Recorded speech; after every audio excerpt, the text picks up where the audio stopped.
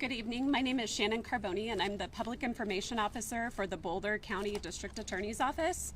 Today, speaking will be will be Boulder County District Attorney Michael Dougherty. Last name is spelled D as in David, O-U-G, H as in Henry, E-R, T as in Thomas, Y. Then we'll also have Boulder Police Department Chief Stephen Redfern. Last name is spelled R-E, D as in David, F as in Frank, E-A-R-N as in Nancy. Then we'll have several victim family members speak. First will be Bob Olds. Last name is spelled O-L-D-S. Next will be Kirsten Brooks. Last name is spelled B-R-O-O-K-S. We'll have Kirsten, K-I-R-S-T-E-N. I-N, sorry, thank you. Thank you. Then we'll have Denise Daniel. Last name is spelled D as in David, A-N as in Nancy, E-L. Then we'll have Olivia McKenzie. Last name is spelled M as in Mary, A-C-K-E-N as in Nancy, Z-I-E. And then Erica Mahoney. Last name is spelled M as in Mary, A, H as in Henry, O, N as in Nancy, E, Y. And then we'll take a few questions after.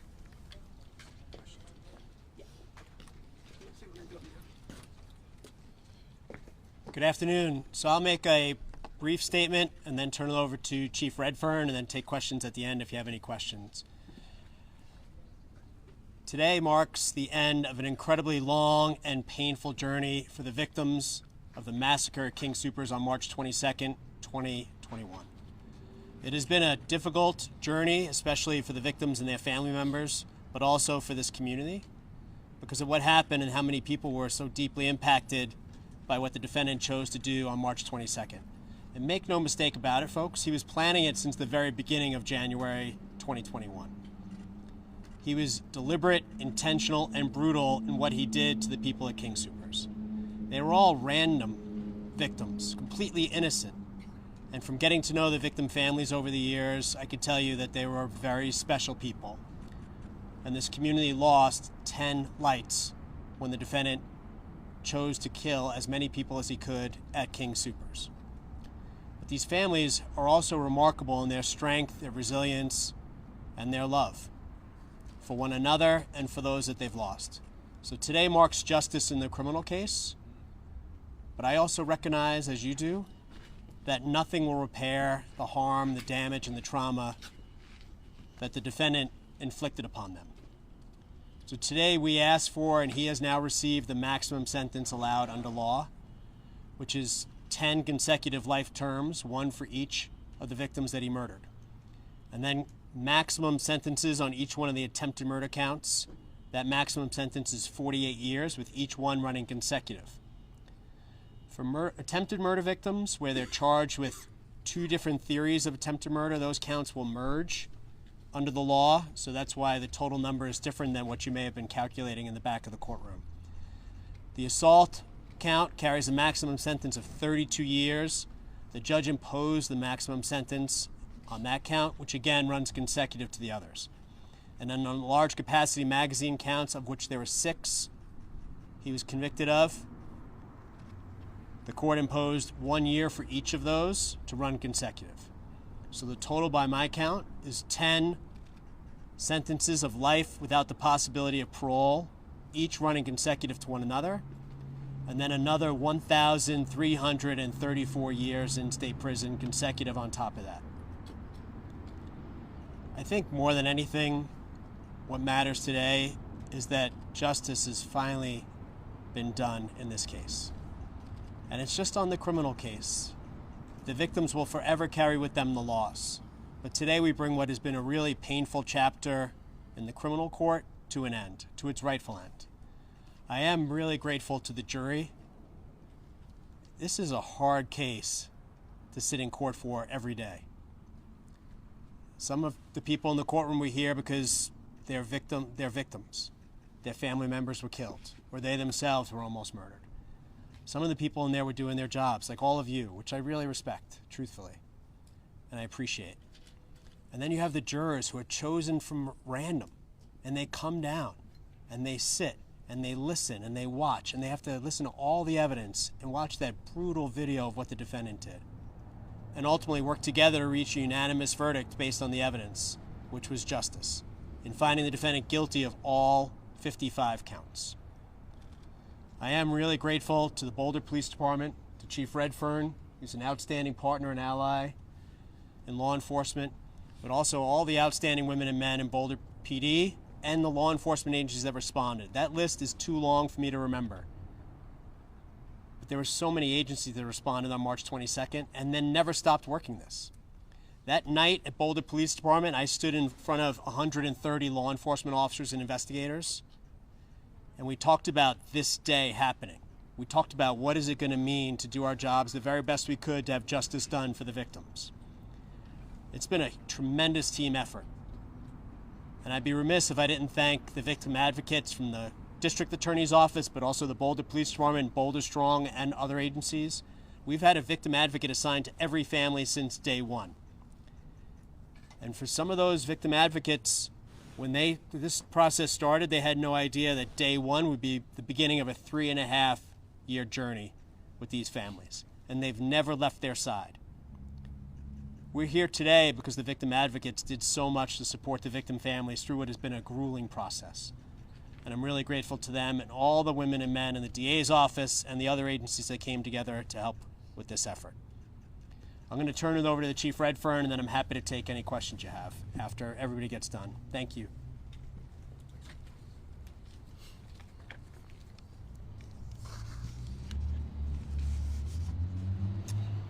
Good evening.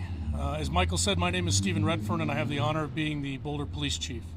I'm humbled to be here today to say a few words on behalf of the Boulder Police Department and as well as the City of Boulder. As we reflect today on the closing of an incredibly important chapter of the 2021 mass shooting, many reflections and emotions come to mind. On March 22nd, 2021 at 2:30 p.m., a 911 call came into our dispatch center that would change so many lives. The call reporting a shooting at the Table Mesa King Soopers was immediately aired to officers, some of whom stand behind me today. As you've heard throughout this trial, our officers did exactly as they are trained to do. They drove as fast as they could to get there, and then when they got there, they ran into that store towards gunfire while everyone else was running out. We've heard a few stories during this trial of our officers disregarding their own safety and lives to stop a gunman who now has been held accountable. Some of these officers had decades of service, and some were on the job for less than a week.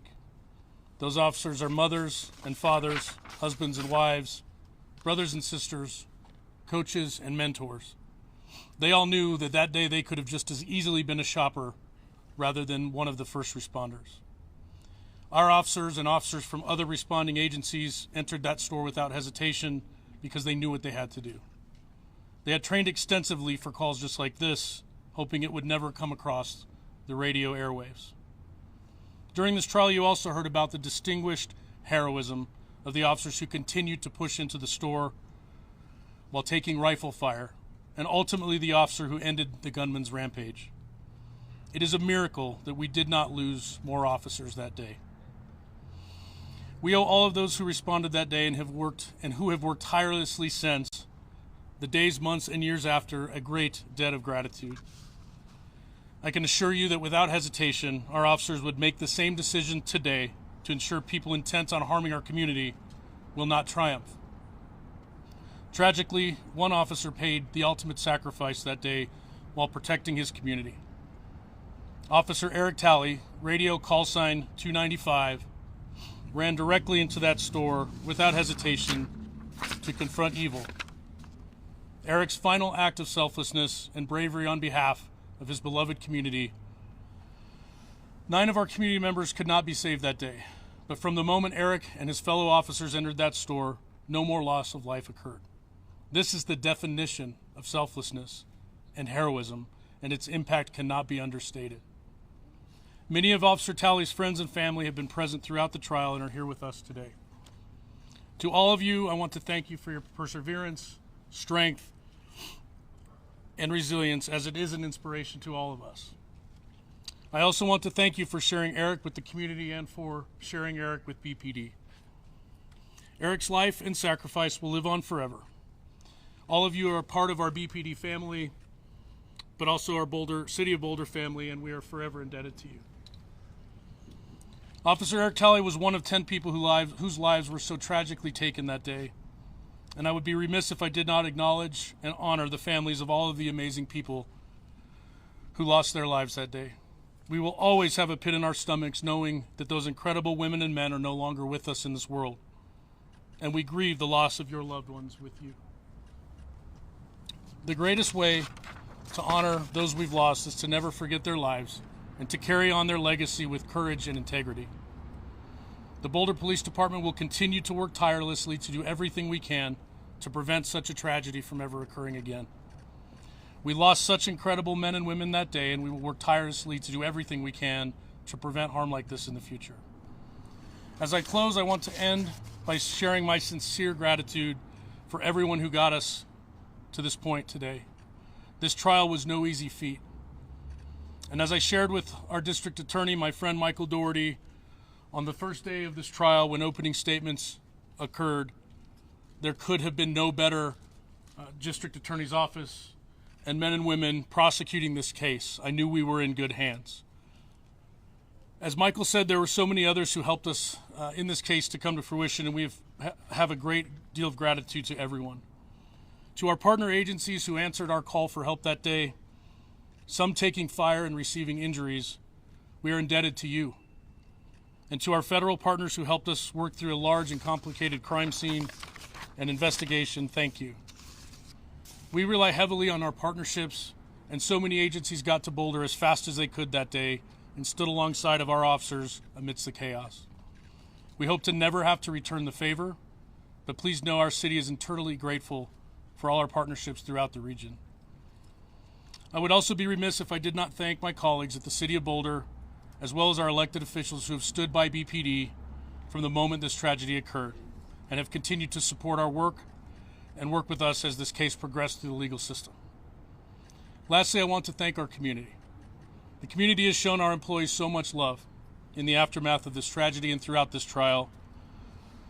The best way we can show the world that we will not be intimidated by cowards focused on harming our community is to come together, to persevere, and come out stronger and more united while never forgetting those we lost.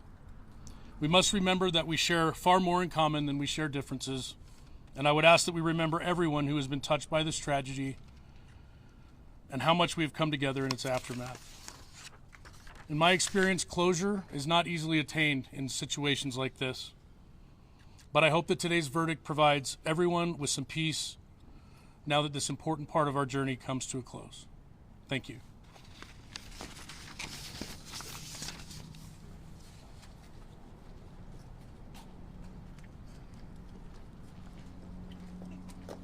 So I know most of you, or have talked with a lot of you in these last 3.5 years, and I want to thank you as well for sharing Ricky Old's life with everyone and making the victims of this brutal murder, mass shooting, bringing them and keeping them in the forefront instead of the murderer.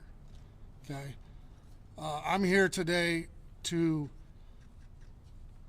give my thanks to this amazing prosecution team of Mr. Dougherty, Mr. Kuffner, and Adam when he was here, and everybody else in his office. They have worked tirelessly and so thoroughly on this case that any jury that was before them with the case that they presented would have had the same outcome, the same verdict because of them.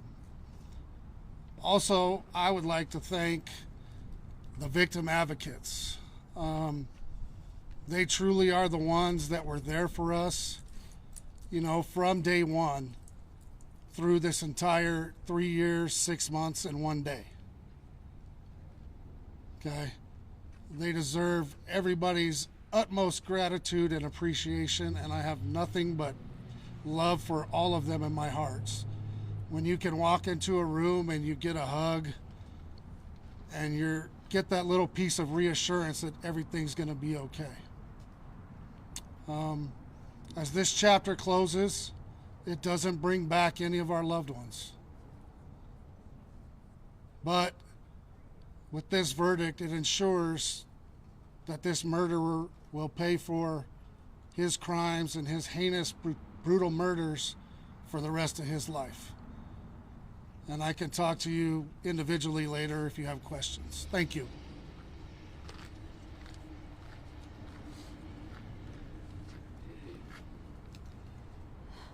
My name is Kirsten Brooks.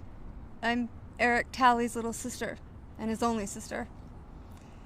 And I'm here today also to thank the Boulder Police Department, every officer that responded to that shooting, to the respect of the press, to the respect of you all who have watched us struggle and not hampered us or bothered us. That's rare. I don't know if that's just Boulder.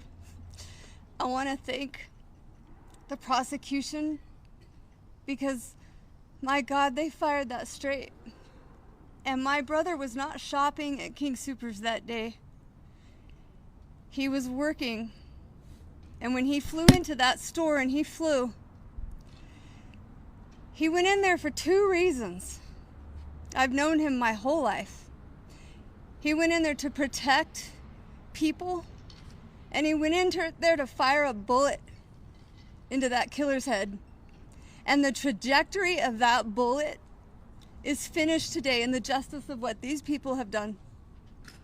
And I am so thankful for that, because my family and I and Eric's 7 children can sleep at night knowing that the nightmare, the monster, is going to be put away. And I am so grateful and thankful in my heart, and that is mixed with grief and loss that my brother's not standing here today telling me to shut up. I miss him, I miss his laugh, and I wish you'd all known him. Thank you.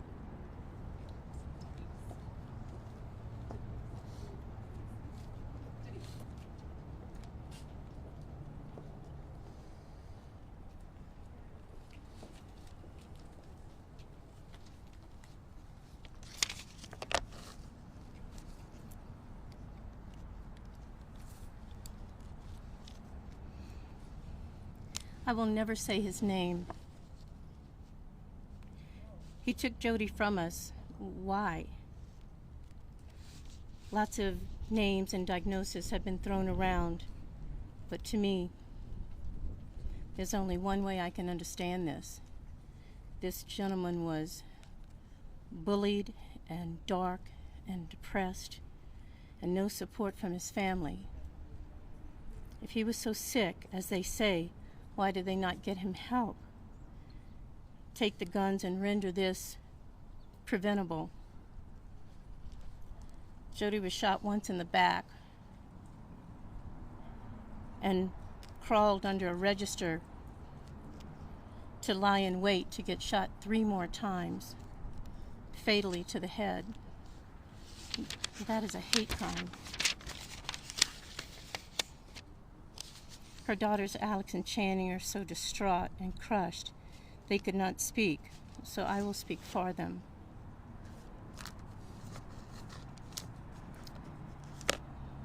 I'm so sorry. I can't get this.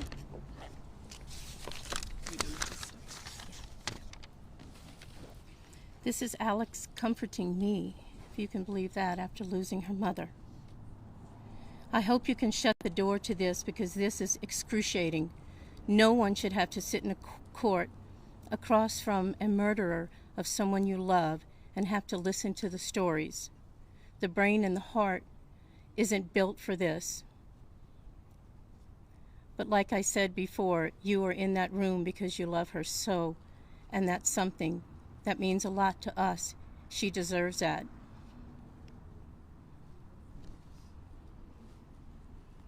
Sorry.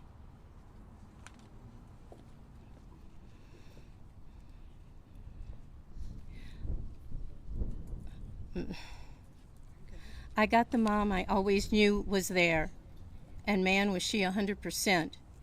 I hold on to those years. I tried to think like her, react like her, love like her. She had so much life, especially because the first 60 years were tough, but I finally felt like she was moving on. She was supposed to live. She should be hiking with her dogs, playing with her grandchildren.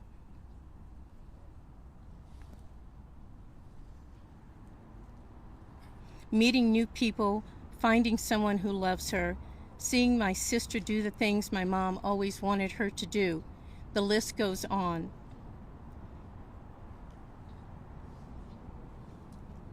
We will miss her every second of every day.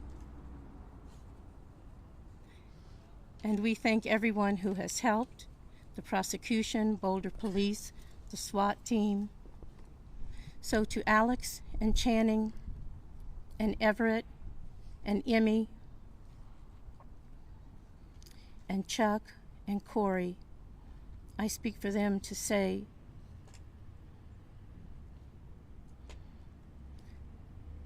this shouldn't have happened. Thank you.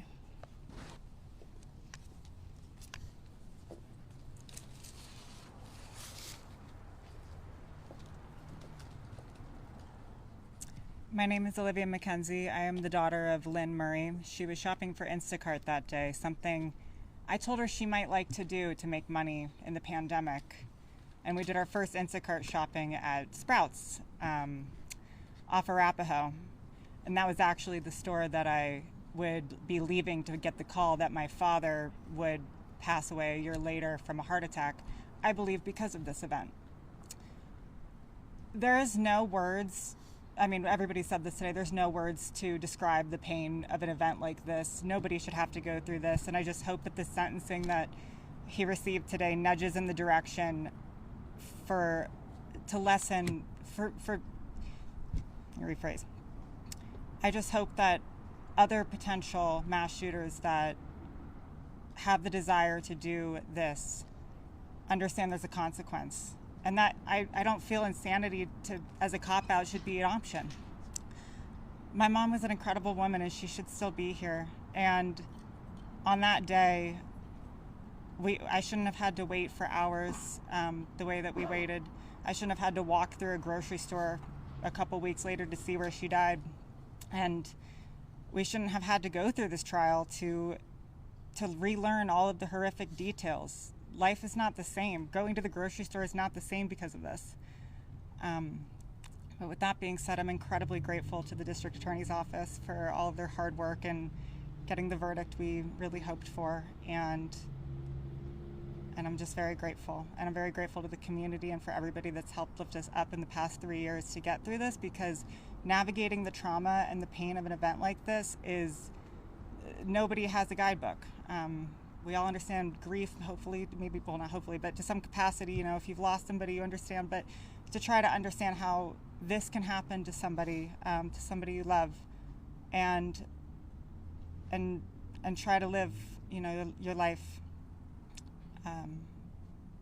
going to the grocery store every day is something that we do every day, and no, it's not something that, you know, we can do so easily. So this has impacted our lives. This has impacted my life. This has impacted my brother's life, and it has taken, I believe, my father's life. I now have no parents because of this. So I'm very grateful for the justice that's been served today, and thank you to everybody for helping us get here. Thank you.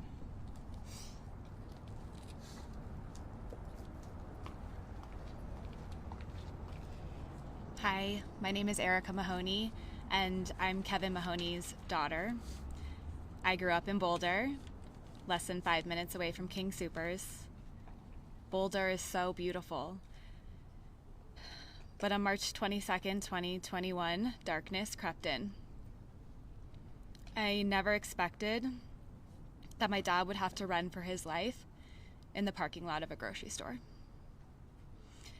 Over the past 3.5 years, I've been searching for the light, and I have found it in unforeseeable ways.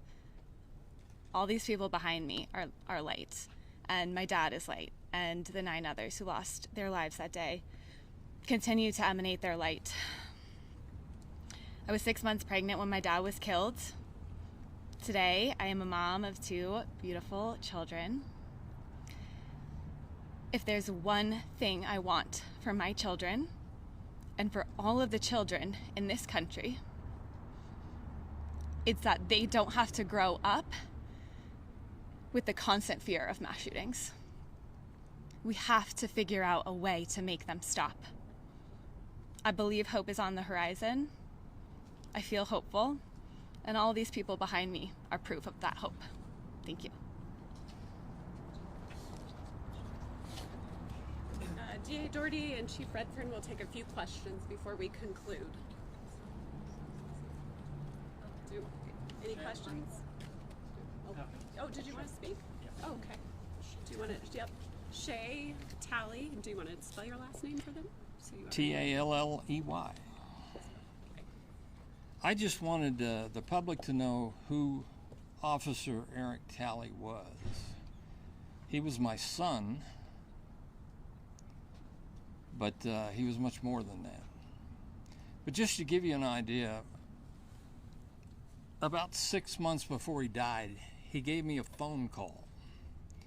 We called, I live 800 miles away, so we didn't get call enough, but he called me, and just out of the blue, he started talking and apologizing about what he had, something he had done in the past. And I said, Eric, don't worry about it. You're my son. I forgive you.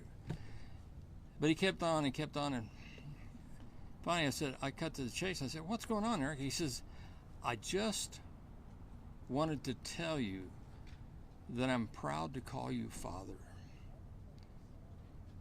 There's no greater compliment that a father could have than that. And I just wanted you to know that. Thank you.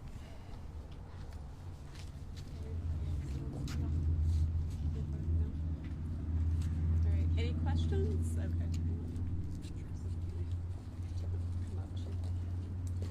Do you have any questions, Colleen? I know you haven't seen the motion for time served, credit for time served yet. Has that been discussed at all? Do we know how much time has been served and what credit that? So at the sentencing hearing today, Judge Bakke asked if we had seen the motion filed by the defense regarding time served, credit for time served.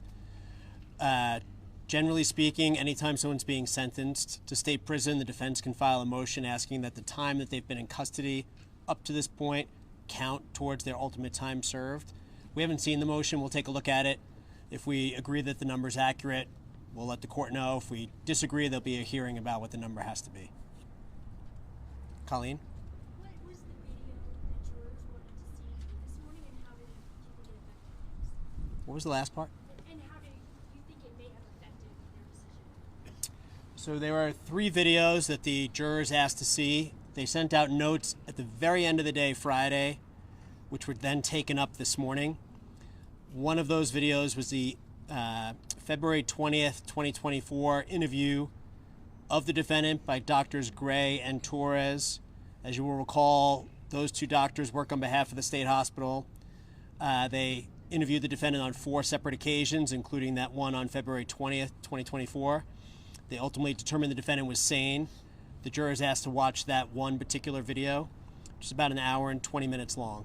They also asked to watch body-worn camera video from Commander Bonafide, who is one of the leaders of the SWAT team that went into King Soopers and placed the defendant under arrest. I think that video is very helpful for the jurors to look at, because in that video, the defendant is ordered to move in certain directions to comply with law enforcement and surrender. There's no hesitation, there's no confusion, there's no question, and there's certainly no hallucination or delusion. He's following every single direction by Commander Bonafide and the others with Commander Bonafide. And finally, the third video the jurors asked to see was the 8-minute compilation video that the FBI helped us put together, which captures tragically the defendant murdering each of the 10 individuals and how intentional and brutal he was in those actions. And the jurors asked to watch that and watch that this morning before returning guilty verdicts on all the charges. Do you think there's a reason he went to that store on that day? So the question is, do I think there's a reason he went to that store on that day? What I will say is I don't know the exact answer. But what I do know is he was planning to carry out a mass shooting. He was researching mass shootings. He was looking at El Paso Walmart mass shooting in Texas. He was looking at the Christchurch mass shootings in New Zealand. He was definitely going to carry out a mass shooting. And then he started to focus on Boulder. And in the weeks and days leading up to his attack on that King Soopers, that focus on Boulder intensified. He downloaded a photo of Boulder from March 18th, 2021, so just 4 days before the shooting. He also, on his phone, there were different locations being recorded.